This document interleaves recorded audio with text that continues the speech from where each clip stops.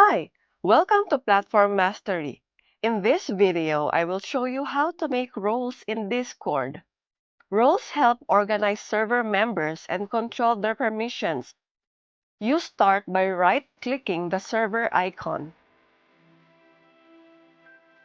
accessing server settings, and clicking on Roles. Then, create a new role with a name and color.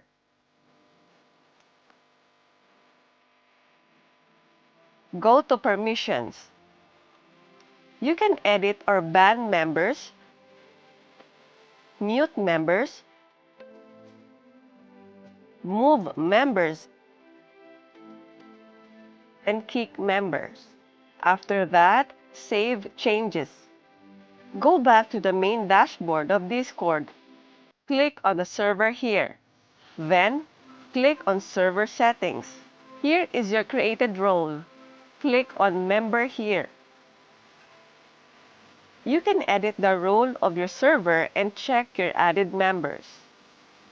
For more videos like this, hit the subscribe button and click the notification bell so that you get notified for our new uploaded videos. See you next time!